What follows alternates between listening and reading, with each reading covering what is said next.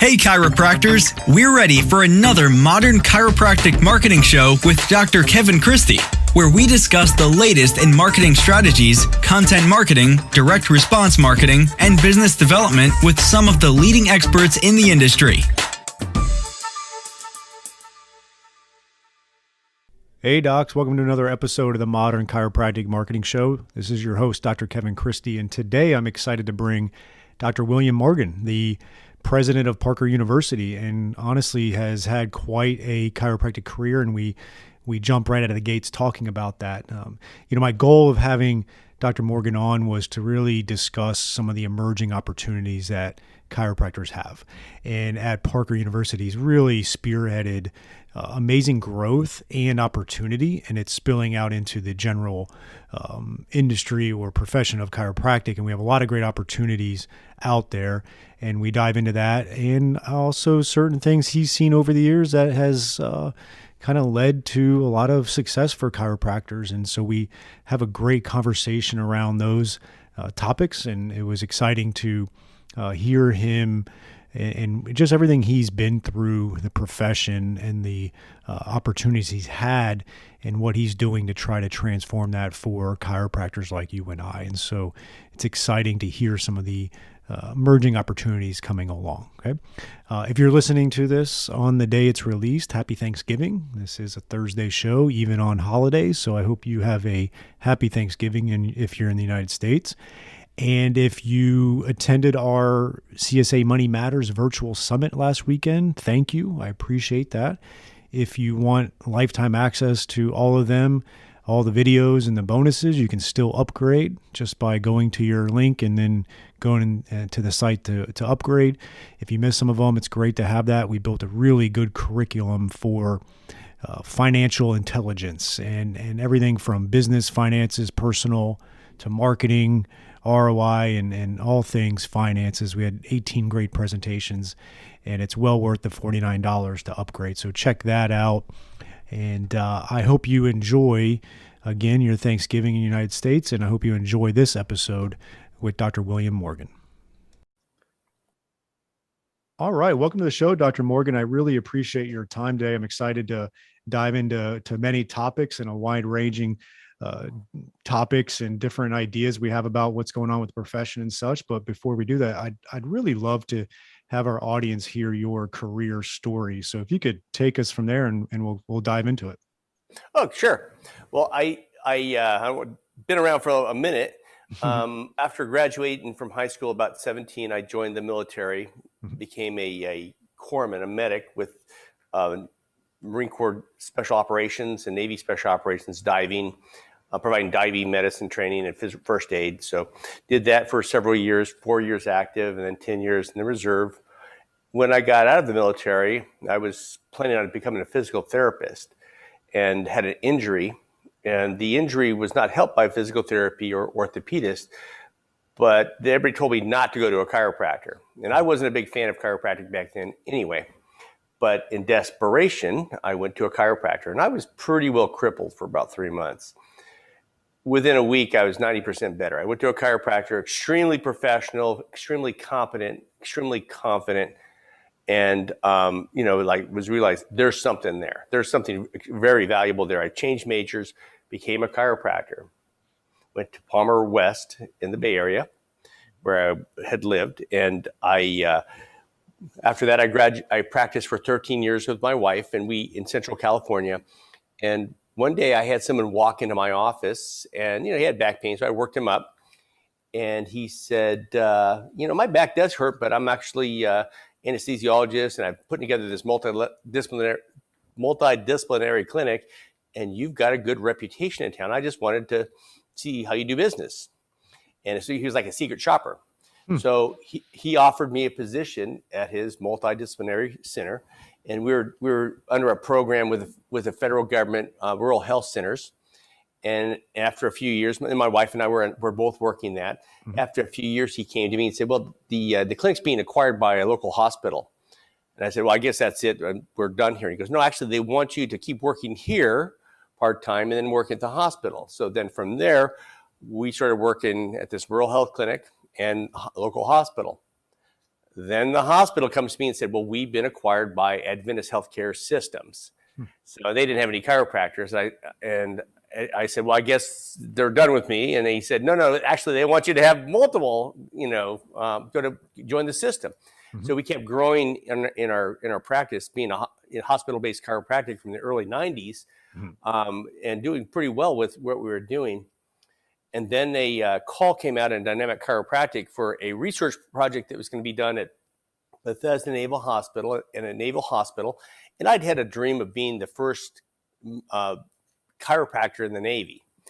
And I realized Bethesda, which is the president's hospital, was a pretty esteemed hospital. So I applied for it, got it, had our associate take our practice. And this is back in 1970 or 1998.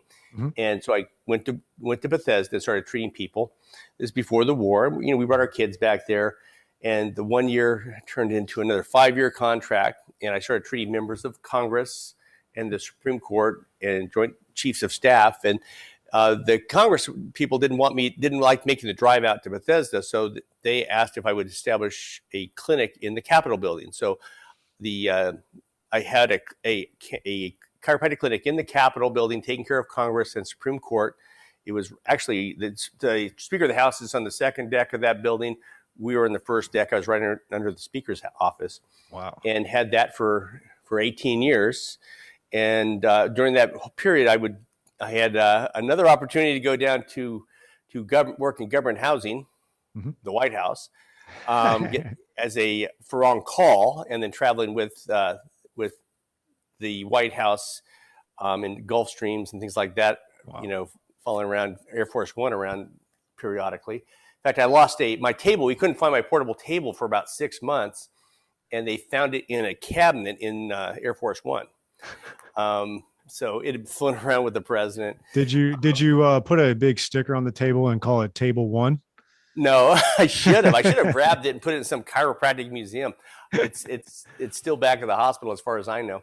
And then, so after 2 decades in DC, I segued into and then that time frame, I'd been on faculty of 7 chiropractic colleges and 1 medical school. So I was on faculty of the military's medical school. I'd have chiropractic students come and rotate through the hospital. So Monday, Wednesday, Friday, when I was at the hospital, the students would come and they would work under my tutelage.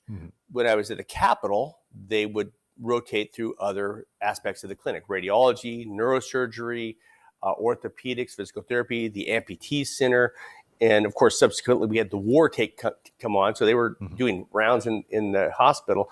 So those several dozen chiropractic students had a really phenomenal experience. In fact, what you can do there in the DoD, you can't do in VA or other hospitals is, since the admiral was the one who signed our memorandum of understanding, they actually could do anything in the hospital that the doctors would allow them to do, including, I had students who would do knee drains or, laminectomies or sinking a pedicle screw. And not that they want to become medical doctors, but they had a full exposure to integrated care and learning how chiropractic works in an integrated setting. And subsequently, I've come to Parker as their president. And I think the real reason the Board of Trustees wanted me was to further the integration of chiropractic into mainstream healthcare and not lose who we are. Yeah. I've been here for 5 years. We've grown significantly. We've grown, the school has grown significantly since I've been here. Last year, we were the 20th fastest growing college in the entire United States. Wow. And this year we grew faster. So and I should also say that during that period of time, like 2 years ago, the campus was destroyed by a tornado. Yep. So we just completed $42 million in upgrades. And right now we're building a clinic in the Dallas Star, where the Dallas Cowboys are headquartered, and 10,000 square foot clinic for our students to rotate through. And we're trying to reinvent how the clinic experience takes place in a chiropractic college. But we're a university now. We have 20 or 35 different majors, including, I think, 8 master's degrees that our chiropractic students, when they come through here, for the most part, most students get scholarship, a free master's degree at the end of their chiropractic program as well. That's amazing. And that's one of the things that I've noticed in my collaborations with Parker is that it seems like, with your vision and guidance of Parker, there's no limits at this point. I think, unfortunately, people in general, and I would say chiropractic has had a tendency towards placing limits on what we can do and opportunities we can have. And that's why I wanted to have you on the podcast, was to kind of chat about that, because I want chiropractors to start really thinking big. And so before we dive into what's exciting in Parker that's going on, I wanted to go back just a minute, because you mentioned about laminectomies and being on surgery and doing some of that. One of the things I actually did early on was I went around and asked a lot of different orthopedic specialists if I could sit in on their surgeries and just observe. And I wanted to learn as much as I could from that perspective. And inherently, they were it was well received. I built good rapport doing that. They were impressed that a chiropractor wanted to do that. Would you say that chiropractors should start getting out there and doing more of that type of stuff? Most definitely. You cannot give a greater compliment to a surgeon than to watch him or her in their craft. And it's plus you're going to gain a lot more respect for them, but they'll feel honored by that experience. And that's also go ahead.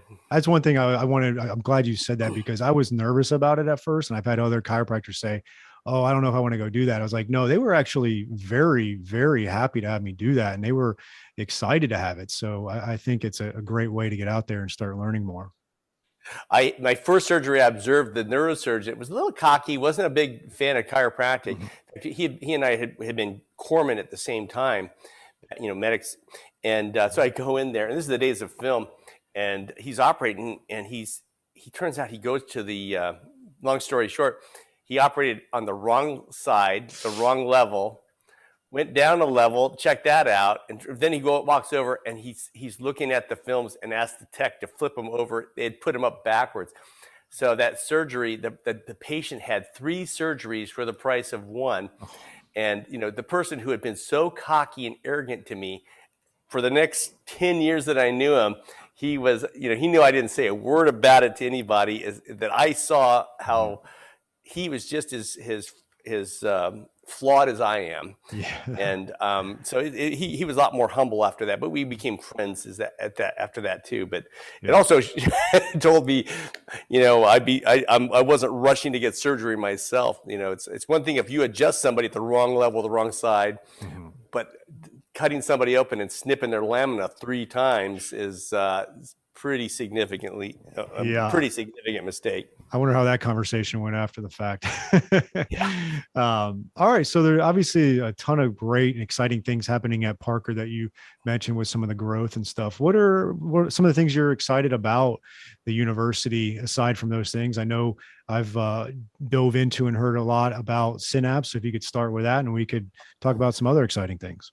Well, Synapse, chiropractic was founded on the premise of affecting the nervous system. And I'm fascinated by it. And I've watched functional neurology just really take off and do amazing things. And we had a neuro center at Walter Reed where they would do things that's just very innovative.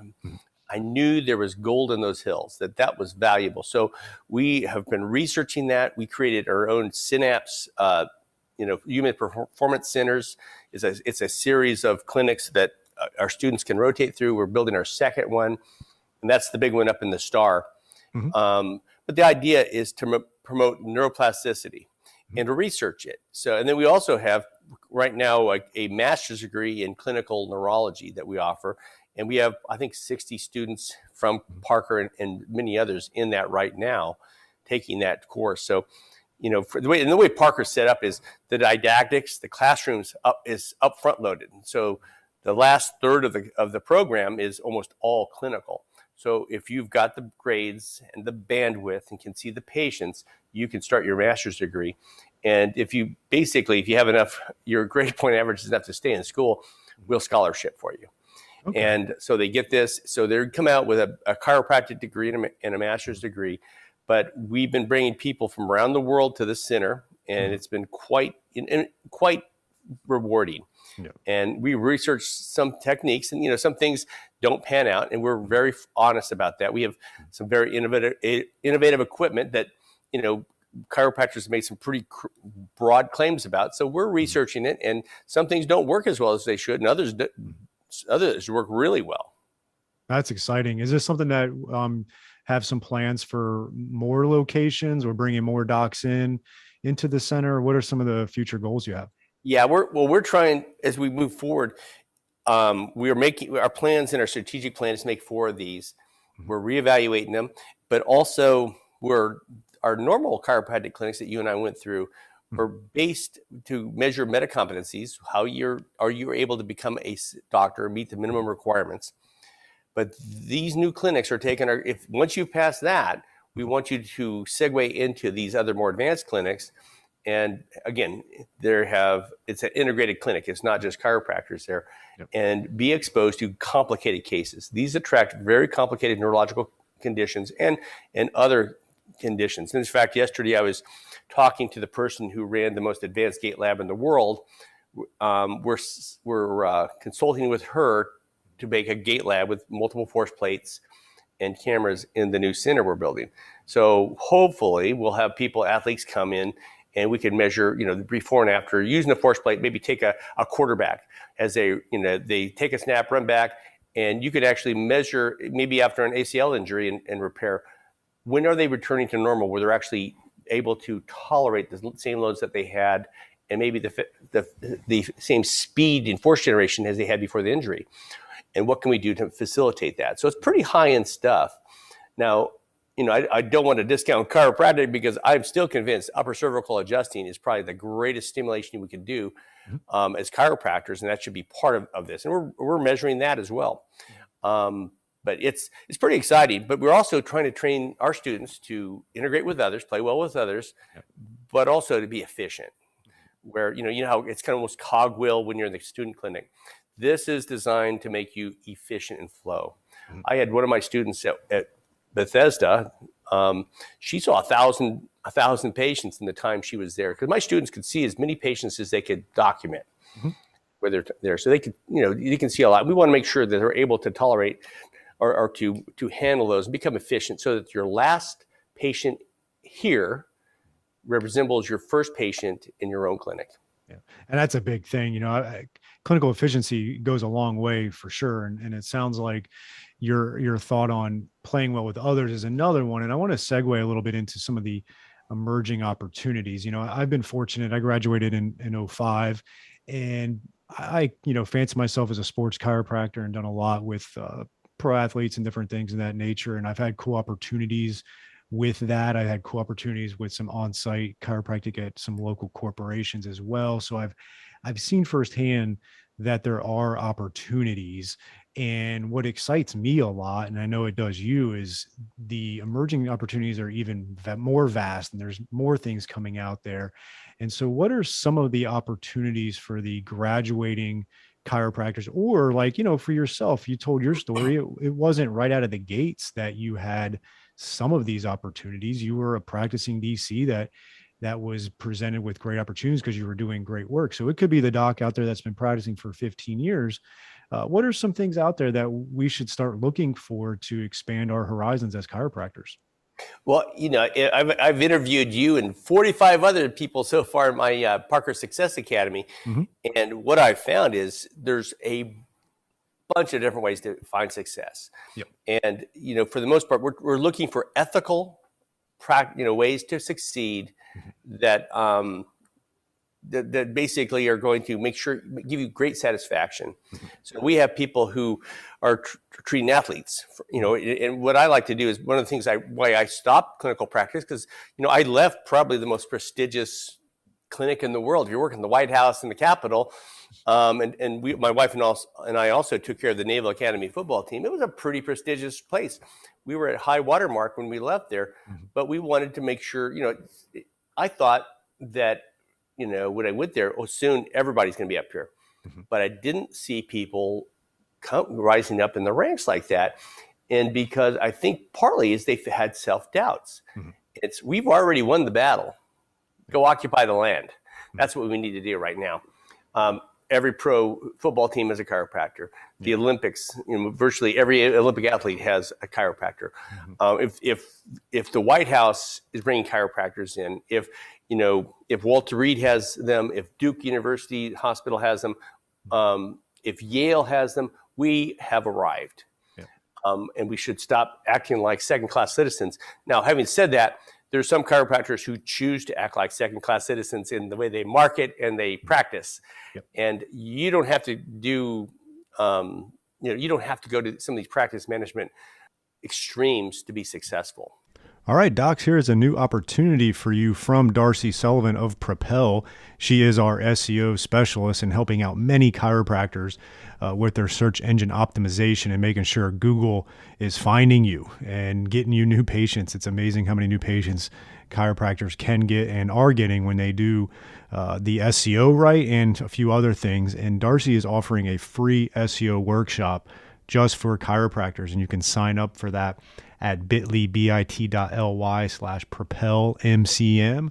That is bit.ly/propelmcm, Modern Chiropractic Marketing, right? And so check out that link, and we're going to have you go over 5 SEO secrets to owning the first page of Google without buying ads. And Darcy's going to give that free workshop, 1 hour, to really help grow your practice and start churning new patients from the ever mighty Google, which is still king in the online marketing. So check that out at bit.ly/propelmcm for the 1 hour free workshop. Yeah, I'm glad you said that. I think what chiropractors need to realize is that we don't have to resort to the off the wall, crazy, desperate tactics to grow a practice. You can actually do it ethically and elegantly. And that's something that obviously we try to teach a lot through marketing and business. But the clinical side is really what's going to carry you a long way, and getting really good at that. Because what I've come to realize over the years too, is that entrepreneurship or owning your own practice, it's not for everybody. But I think, unfortunately, historically, there hasn't been a ton of opportunities to just be a doctor of chiropractic and work for a group or work for an opportunity that you don't have to necessarily worry about the business and entrepreneur side of that. And it sounds like there's a lot more opportunities coming about for just very good chiropractors that are sound clinically and are efficient clinically, that can start working for these types of opportunities. That's something you're seeing more of, is the doctor getting a good opportunity to work for some kind of group? Yeah. And part of my job is to expand opportunities for chiropractors. Yeah. So, we have several hundred people. When you add the DOD and the VA, several hundred opportunities there for chiropractors to work if they don't want to be entrepreneurial.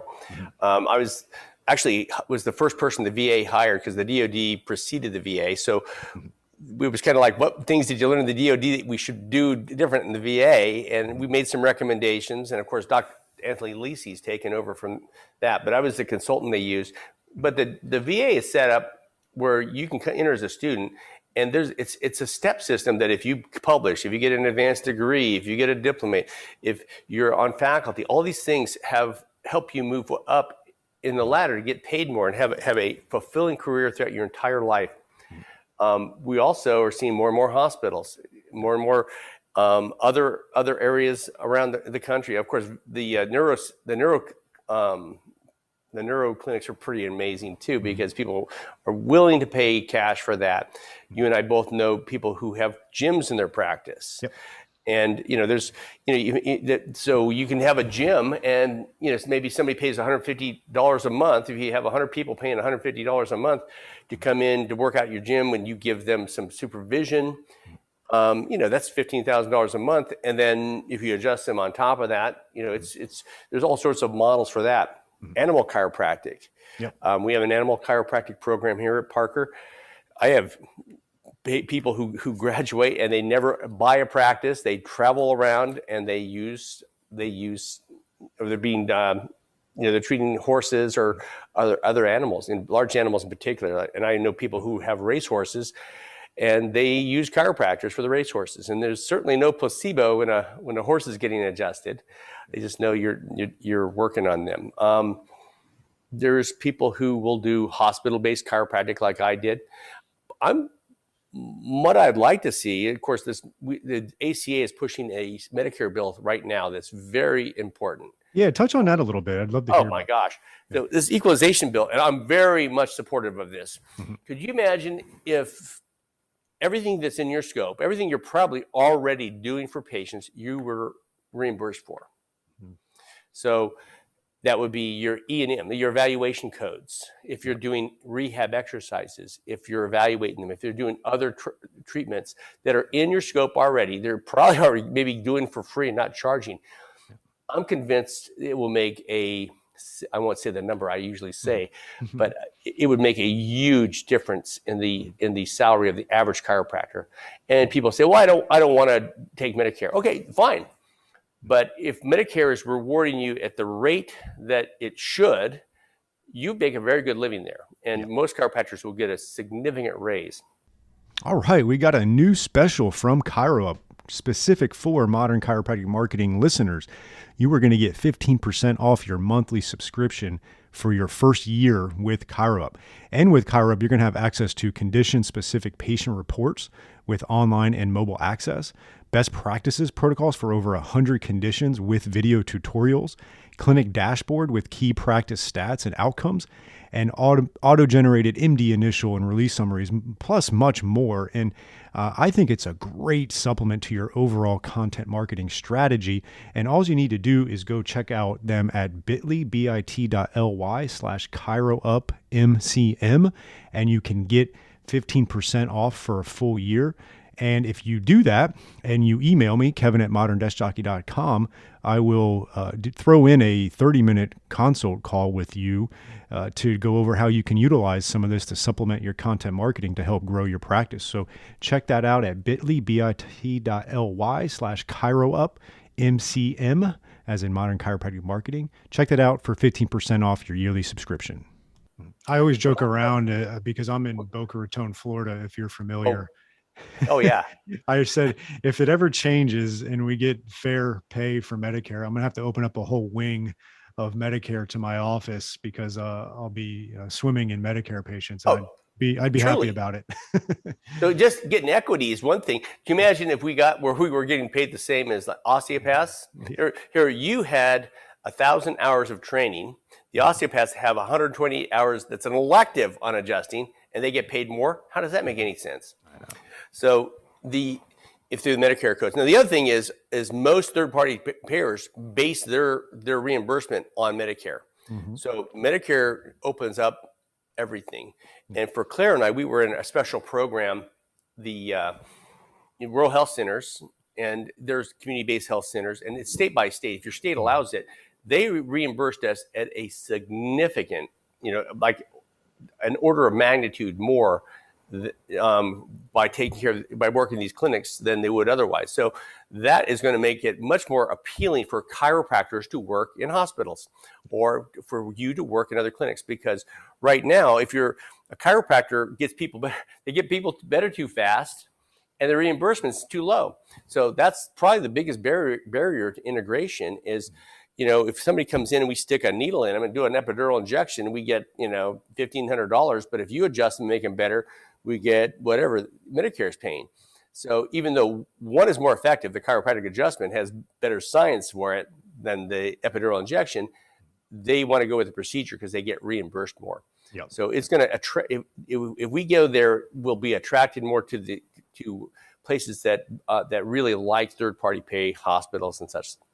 Well, that's exciting. And, it's one of the things I want to challenge the audience, going back to what you were saying, with all the different opportunities out there, there's just a lot of different ways you can realize this profession for yourself. And I think you need to really get clear on what your unique abilities are, what you want out of this profession early on, and start working towards that and realize there's going to be more and more opportunities for you to get into the six-figure income working for a group and do what you love to do. But at the same time, it's still such a phenomenal profession to have your own practice and be a small business owner and be an entrepreneur. And so I want to talk to that crowd a little bit, which I know is a lot of our audience. I've been doing this podcast every week for about 4.5 years now. And I feel like I'm just now comprehending some of the variables that lead to a thriving practice. And the reality of it is a lot of times I'm realizing it's not marketing and it's not business per se. Those are definitely very helpful when you do it the right way, but I'm realizing sometimes it's deeper than that, or it's more than that. What are a couple of the big ones that you've noticed from chiropractors over the years that have really had thriving practices?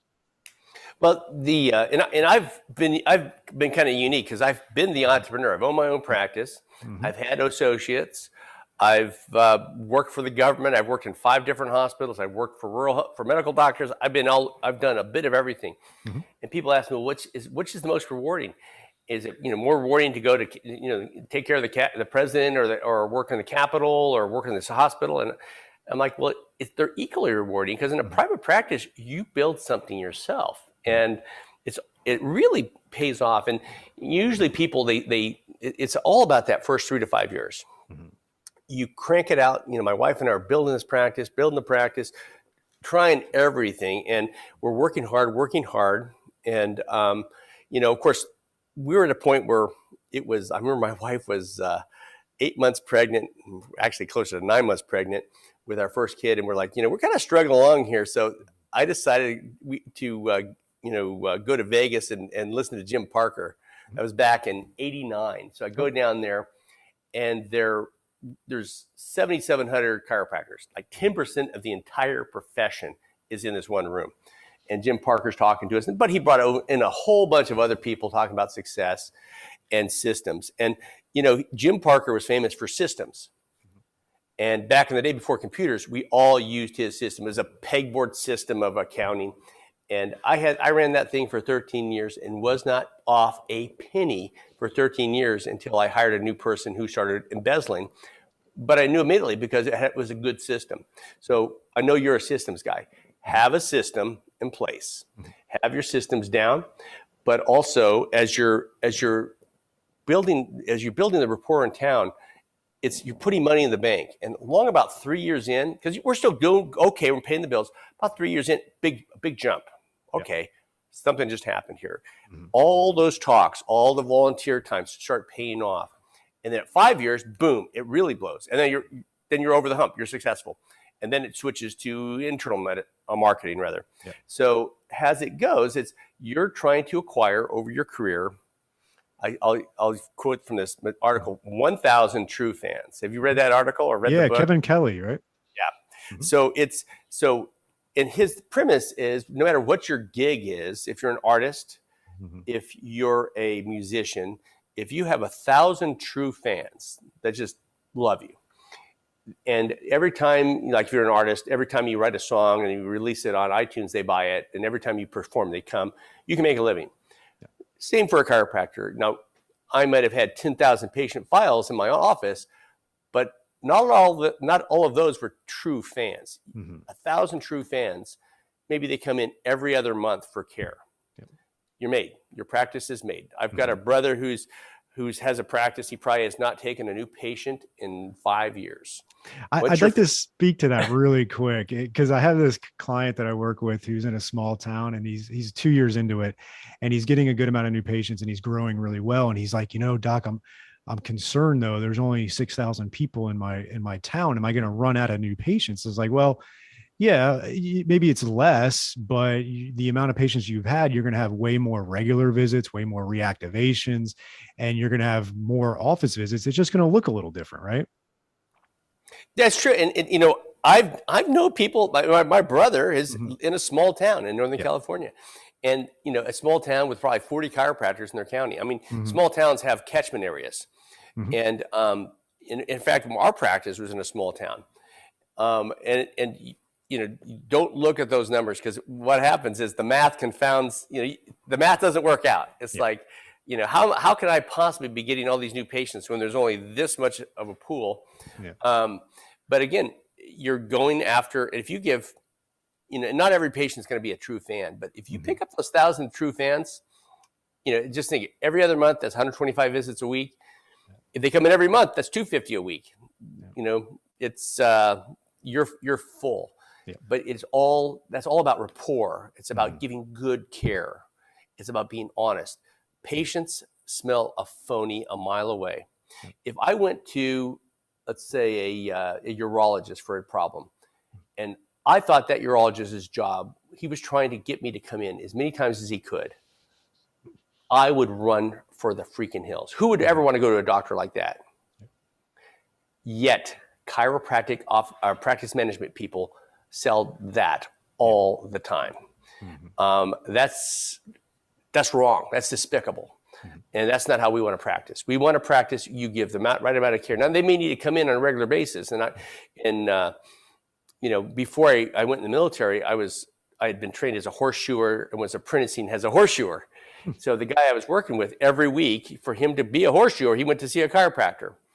Now, at any point, he could have taken away the cause of his problem by stopping being a horseshoer. And his back, he wouldn't have needed to go as often. But he wanted to be a horseshoer. So that was it. That was on him, though. So, but, to have a plan to have people come in, a very large number of times, I'm not a big fan of that. Yeah, I agree. And I think, I forget who said it, but it's like, make it easy for them to come and easy for them to go. Yeah. And that will really build a good, obviously have good communication around and be honest with them. If they've got something going on chronic and you need to see them 2 times a week for 4 weeks, don't be afraid to talk about that. And don't be afraid to talk about, like you just said, your job is going to really be difficult. And so we may need some regular care, and you work together on that. And it's good communication. And like you said, it's building rapport. Well, it's about the goal. If my goal is help you fulfill, why did you come in to see me? And you tell me, like say let's flip it. I come to see you, and my goal is be able to pick up my grandbabies without back pain. Okay, that's our goal. So we, or get the pain with 2 out of 3 out of 10 pain. So once I attain that, you can say, okay, we've completed that case. That case is complete. But you might want to now reestablish other goals. Do you want to stay there? How are we going to, how are you going to stay at that level of health? Because whatever you've done to get to this point, we've not reversed that. And at that point, now you can talk to them about if there's such a thing as maintenance care. And, if you want to talk to Andre Ehrlich, who's actually studied that, what people do well with maintenance care, which ones don't. And there's more and more studies being done. In fact, Parker's studied maintenance care as well. I think for some patients, it's very valuable. For some patients, it's going to be irritating to them. Yep. So, finding that out and what they need is our job. But that shouldn't be your goal. Your goal is to give them exactly what they need. And it may be that they need to come in on a regular basis for a long time. Yeah. And then if you do them right, do right by them on that particular condition, they always say, oh, you know what? I also have this going on. Could you do that as well? It's like, oh yeah, sure. And it's a new case and you work it up just like the other one and treat them and set goals for that particular injury, right? Well, I was a big extremity adjuster. So frequently the people come in, back and neck pain. Yeah. And then after a while, and of course, frequently they're finding other aspects of their health that are getting better too. And then you might say, oh, anything else going on? And you might be doing a functional evaluation, like, hey, you got a weak glute over here, or you've got your foot doesn't dorsal flex like it should. So, how about I adjust that foot? And, you do extremities? Next thing you know, you're finding out all the other things, ailments they've had over the years. But whatever, you have to win them over with the first thing that comes in with, fulfill their goals, and then they will trust you. And that's been a big education-based strategy for us lately, is that we realize, even though we treat a lot of sports injuries and extremities, the majority of our patients think of us for neck and low back. And so I challenge our doctors, like, what are all the other conditions that we treat successfully often?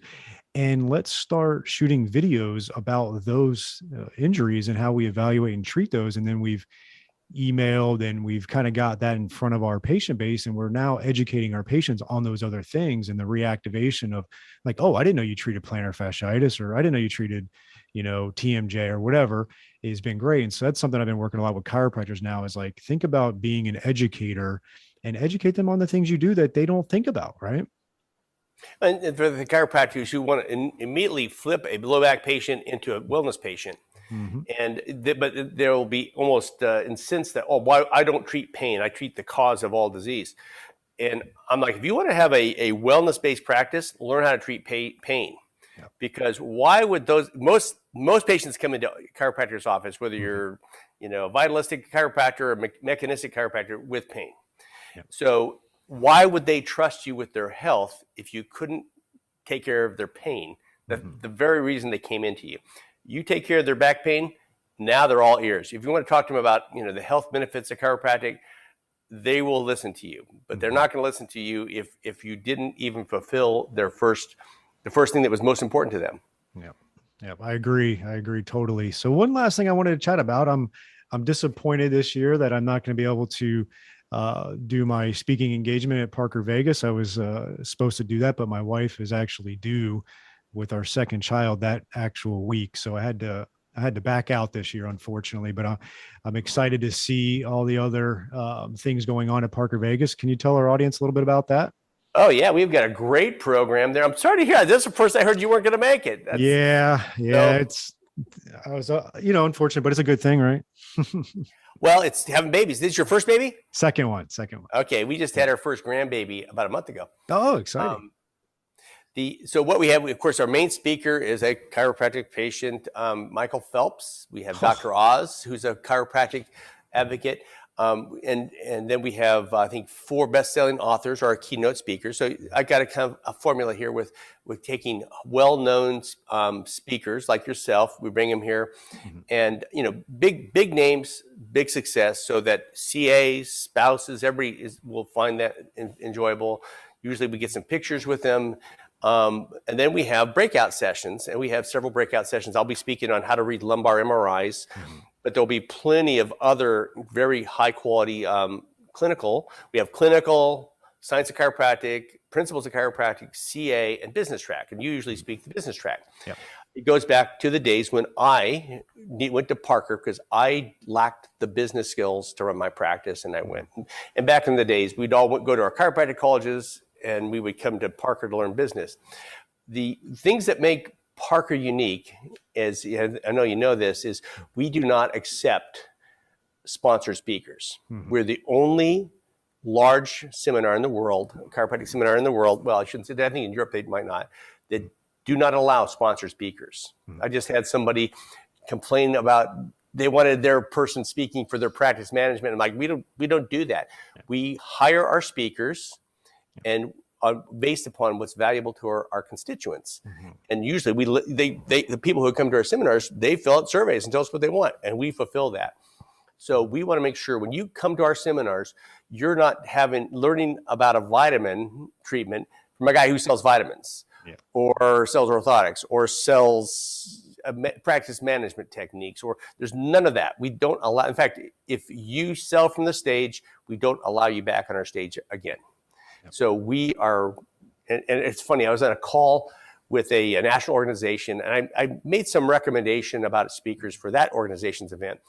And somebody in the call said, yeah, but everybody at Parker Seminars is selling stuff. I go, whoa. This guy worked for another college. I go, we do not allow any sponsored speakers, and nobody's allowed to sell. And then I went ahead and sent him and everybody else on the call a copy of that college's their homecoming. Every speaker they had was sponsored by a vendor. And then another person piped in. I sent a copy of their homecoming. 100% of their speakers were paid for by vendors. That's how they make money. We don't do that. And that's why we love having you speak there, because you come and speak from the heart and you give value. I could attest to that, because a couple of times I spoke there. I remember my colleague and buddy was in the audience. He's like, "Oh, it was great, but you didn't promote yourself at the end there." I was like, "Yeah, I'm not allowed. We're up here just giving information and try to advance the profession as much as we can." And it's just always a great event. One of the things I just actually but you were established as a subject matter expert. That's the secret to success when you're promoting yourself in practice. When I was in private practice, I would go talk about things, but I never sold sold chiropractic. Yeah, for sure. It's a driving force. Absolutely. Yeah. And, I want to thank you, because you were the driving force for having Parker publish my marketing book, which was just awesome. I mean, just a first-class experience, and it was great. So I want to thank you for that as well. Thank you. It's a great book. Thank you. And all right, perfect. I know you have a busy schedule ahead of you. I really appreciate your time. I'm going to make sure I put in the show notes the link to register for Parker Vegas. I highly recommend people sign up. I just went on a rant yesterday on a Facebook Live in my Facebook group where I don't think chiropractors are investing enough in their teams and cultivating their teams. And this is a great way to invest in your team by bringing your CAs and bringing your staff with you to Parker Vegas. It's just amazing what that does for your camaraderie and just your overall practice growth. Every time I go to Parker Vegas, I'm always amazed with how many team members are there of chiropractors, and it's great to see. It's a great way to tell your CAs and your staff how much you appreciate them, and they can interact with other people. Then we'll have CA luncheons, and we'll have, and as you know, in our exhibit hall, like we'll have 1 year we had Cirque du Soleil in the exhibit hall, and I'd make sure that everybody's experience is the best. We want to make sure that experience is the best seminar they have been to all year since the last Parker seminar. And when you have entertaining, so the CAs coming, they're like, this is fun. Chiropractic's fun, and they hear the science of chiropractic and the real benefits of it, and they're proud of what they do. So thank you, Kevin. Thank you so much for having me. My pleasure. Thank you so much, and we'll be talking soon. Thanks again for listening to another episode of the Modern Chiropractic Marketing Show. Before you leave, make sure you check out our website. We've got blogs and podcasts and all kinds of great info at www.modernchiropracticmarketing.com. We also have a closed Facebook group of the same name where a lot of like-minded chiropractors are workshopping ideas and making sure that we have this continual advancement of marketing, business, mindset, and just growth of your practice. So check us out, modernchiropracticmarketing.com, and the Facebook group of the same name.